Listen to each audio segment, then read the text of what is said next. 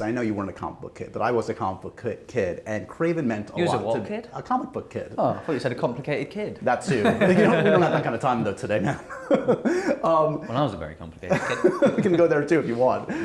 But this comic, I remember Craven's Last Hunt. I read that when I was like 11 years old. Whoa, that must have been quite I'm a thinking, lot to really kind of digest. I as know, well, and because it's really heavy. Spoiler alert, and I think a lot of people watching and listening know where that goes. Well, it's the end of his journey. Yes, Let's just put it that way. You know? I did not. I had never dealt with that subject in my life. Right.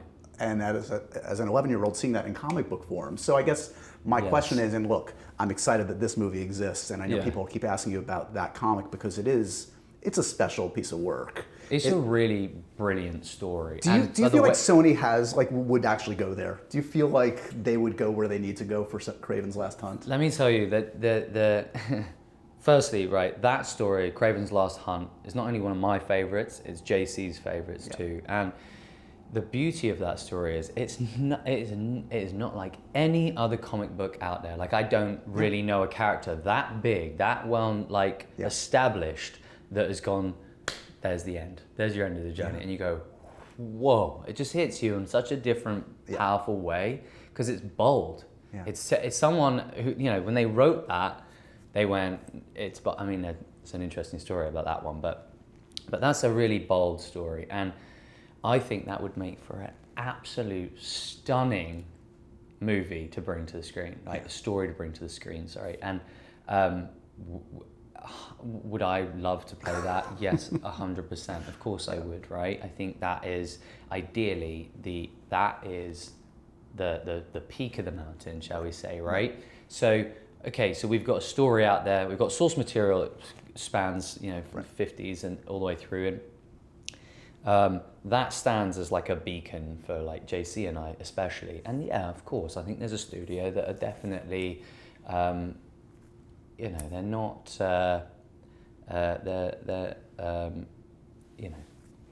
they understand the trajectory of a franchise, right? Of course they want that. But they understand how important the first movie is, right? And the audience is for that, right, matter. And you can't cheat the audience. You can't just tell them there's going to be 3 in the running. Do you know what I mean? You can't do that. You got to prove what you got. You got to give them a decent, fantastic story in the first place, and it's only going to hold up on that, right? And I think that's fair. I think that's realistic, and that's actually what it should be. Like, I'm not. I have realistic expectations as to like. Let's just see how this sits. Sure. Allow the, because if the audience don't click to it, if they don't draw to it, then we haven't got somewhere to go really with it. Right. But so you've got to be realistic. But we took that. You take that element. You take the end of this character's journey, and you go, right. Let's go to the very beginning. Right. How did he get that? Dark and complicated, complex and layered, and dealing with so many different egos, mental health, depression. Like, it just goes there. It goes so dark in a way that is just exciting to take a character of a Marvel world and give it relatability on such a depth and a level. And for me and JC, it was like, let's plant the seed of that in this movie. Let's give it like roots to hold on to. Let's give this character something that has the opportunity to go there, which is why there's a big thing. Yeah, this is why there's a sort of a buzz around like, is he a villain or is he an anti-hero? It's like, well, yeah, he's a protagonist of our story, right? He is our hero of our story, right? And you root for this character. You feel empathy for this character.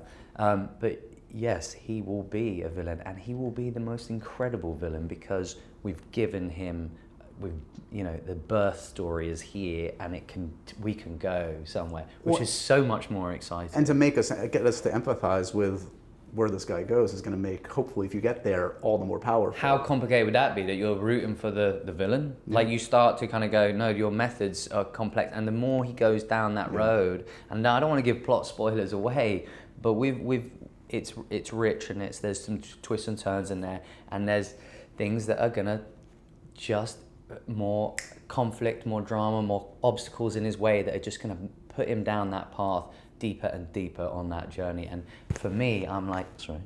sorry.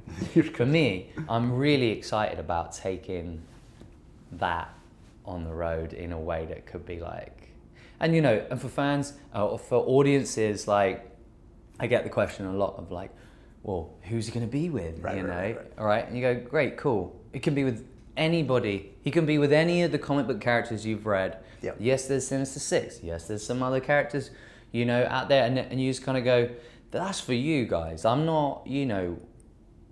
I can tell you that Kraven's Last Hunt is incredible, but right, if that's the end of the journey, like there's some steps along the way that there's are a journey yeah, there. Yeah. Why couldn't we go down that way if it's interesting enough? So anyway, all of that said, that's why it's exciting, because we knew that we had to breathe so much life into this first movie. It has to be detail oriented. It needed to have empathy and depth, and there's an intention. The intention is to have longevity. Yeah.